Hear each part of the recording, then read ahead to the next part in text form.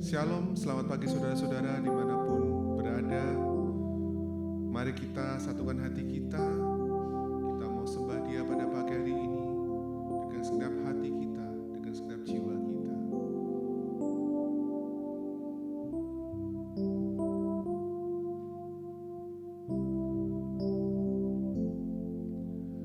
Engkau gembala yang baik, Kau menuntun hidupku dan bawaku ke air tenang, menyegarkan jiwaku. Sekalipun ku berjalan dalam lembah kegelapan, tak akan gentar ku melangkah, sebab Engkau besertaku.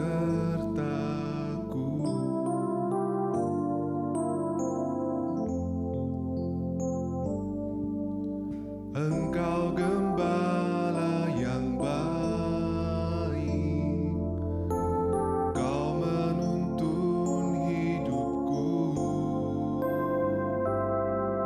dan bawaku ke air tenang, menyegarkan jiwaku. Sekalipun ku berjalan dalam lembah kegelapan, tak akan gentar ku melangkah, sebab Engkau besertaku. Sekalipun ku berjalan dalam lembah kegelapan, tak akan gentar ku melangkah, sebab Engkau besertaku. Katakan sekali lagi, Engkau gembala yang baik bagi kami Tuhan.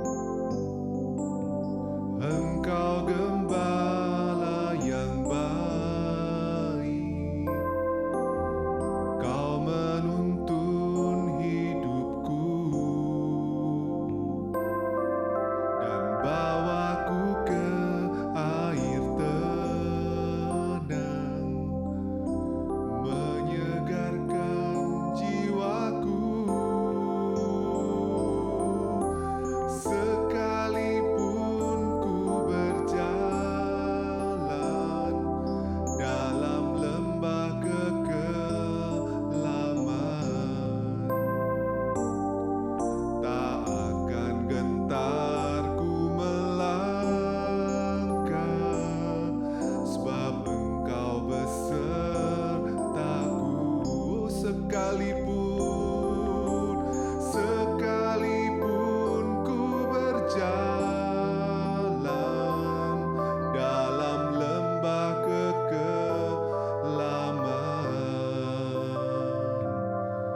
tak akan gentar ku melangkah,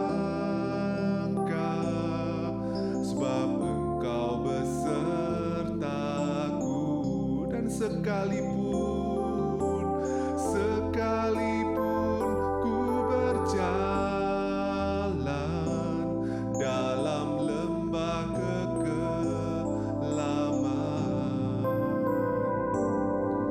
tak akan gentar ku melangkah, sebab Engkau besertaku. Tak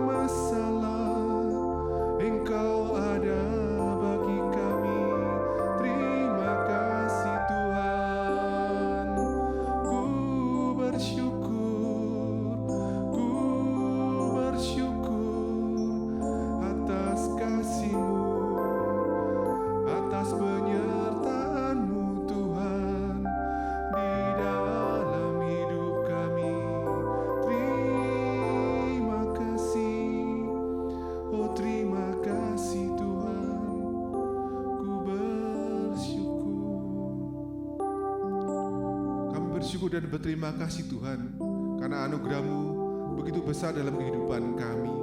Di saat kami menempuh dalam kegelapan, Engkau ada Tuhan, gadamu dan tongkat-Mu selalu ada menaungi melindungi kami ya Tuhan dari setiap mara bahaya Tuhan. Terima kasih ya Tuhan. Kami sungguh memerlukan Engkau, kami sungguh memerlukan pertolongan-Mu Tuhan dalam kehidupan kami. Nyatakan Tuhan, nyatakanlah jalan keluar-Mu dalam kehidupan kami, kesembuhan, pertolongan bagi yang membutuhkan ya Tuhan. Terima kasih ya Tuhan.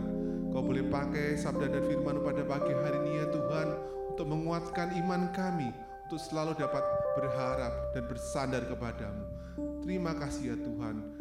Hanya dalam nama-Mu Tuhan Yesus Kristus kami sudah berdoa. Haleluya. Amin. Shalom, selamat pagi Bapak Ibu yang terkasih di dalam Tuhan Yesus.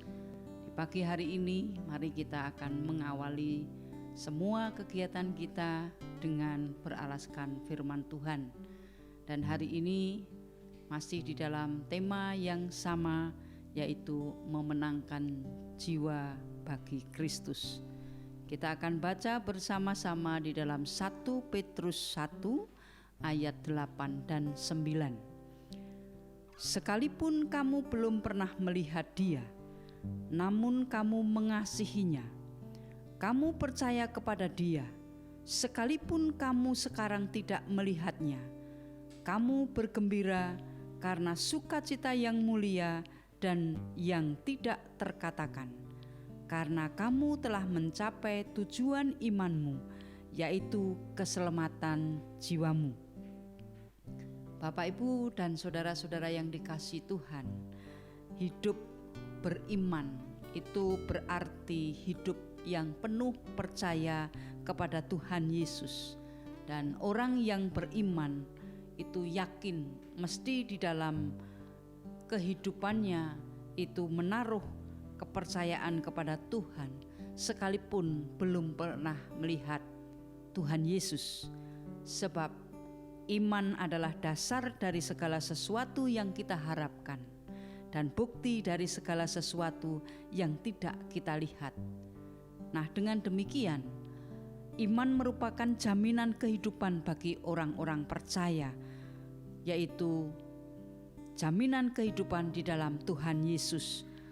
Tanpa iman, kita tidak mungkin akan bersama-sama dengan Tuhan Yesus, karena iman itu adalah merupakan jalan kepada Tuhan Yesus yang membawa kita kepada keselamatan kekal.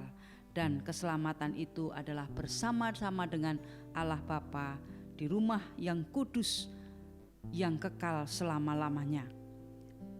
Jadi hanya orang beriman saja yang bisa sampai kepada Bapa di surga melalui Tuhan Yesus Kristus. Maka hiduplah dengan beriman kepada Tuhan Yesus.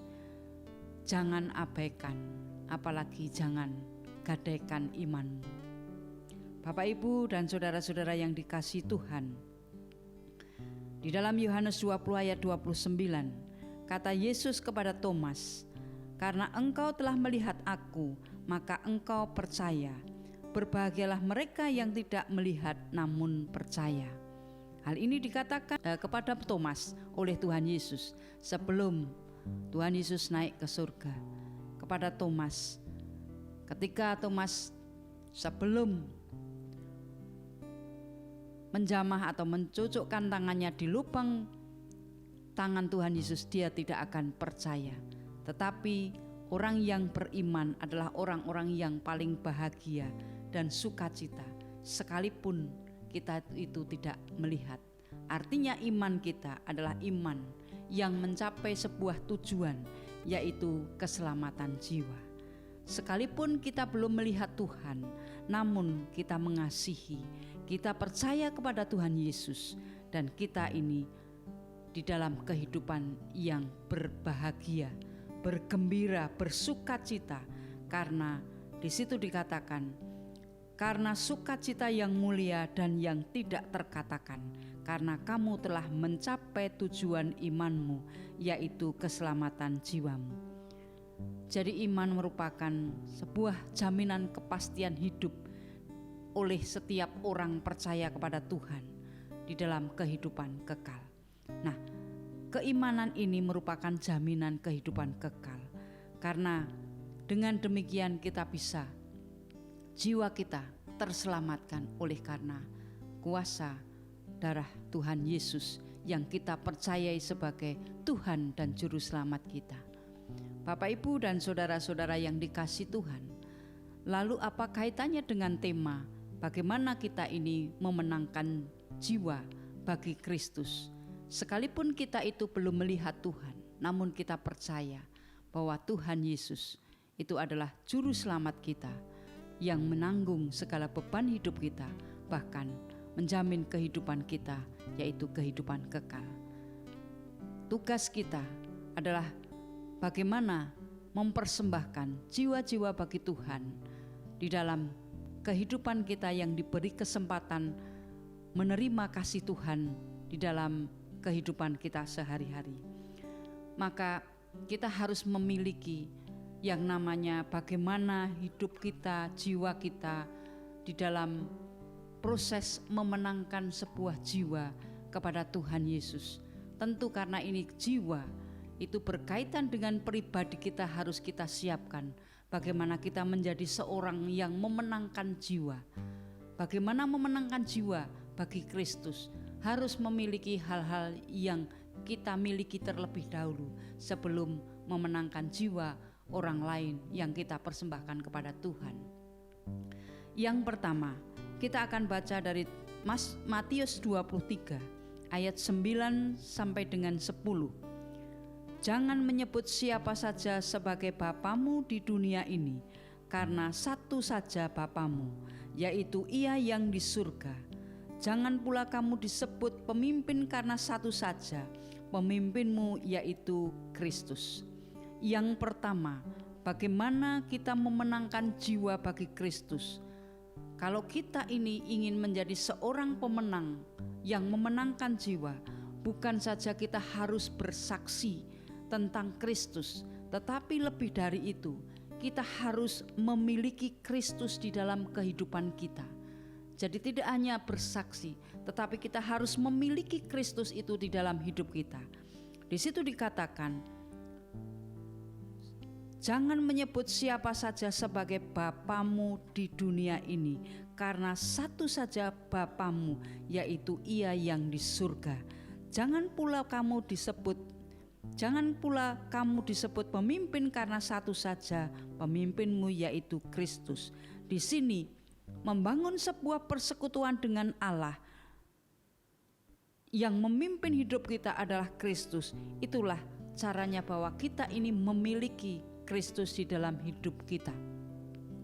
Membangun hubungan itu harus kita jalani dulu sebelum kita mau masuk di dalam proses memenangkan jiwa. Bagaimana kita bersaksi kalau di dalam hidup kita ini tidak ada Kristus. Jadi harus memiliki Kristus. Itu yang pertama. Kemudian yang kedua, bagaimana kita menjadi pemenang-pemenang jiwa yang kita persembahkan kepada Kristus. Di dalam 2 Korintus 5 ayat 14. Sebab kasih Kristus menguasai kami, karena kami telah mengerti bahwa jika satu orang sudah mati untuk semua orang, maka mereka semua sudah mati. Yang kedua adalah kita harus memiliki kasih. Bahkan memiliki kasih yang berkelimpahan. Sebab kasih Kristus yang menguasai kami. Kasih Kristus itu adalah merupakan magnet. Bagaimana magnet itu menarik orang-orang yang berdosa, orang-orang yang belum mengenal Tuhan. Sehingga dengan kasih ini kita bisa menarik orang-orang yang belum mengenal kasih-Nya Tuhan Yesus. Tetapi terlebih dulu kita harus memiliki kasih Kristus di dalam kehidupan kami. Kita harus memiliki kasih yang berkelimpahan, melimpah di dalam kasih. Karena dengan demikian kita bisa menyatakan kasih itu kepada orang yang susah, orang yang sakit, orang yang letih, orang yang lesu.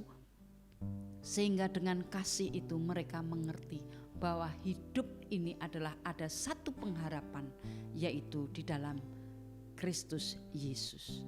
Maka mari, jika kita mau memenangkan jiwa, kita harus memiliki kasih, yaitu kasih Kristus. Melalui kasih itulah kita akan mewartakan, kita akan memberitakan bagaimana kasih Tuhan Yesus di dalam hidup kita kepada orang lain, sehingga orang lain akan menerima kasih Tuhan itu di dalam hidupnya, dan jiwa mereka akan terselamatkan melalui kasih yang sudah kita terima dan kita berikan, yaitu kasih Kristus.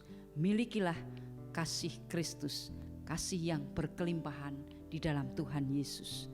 Itu yang kedua.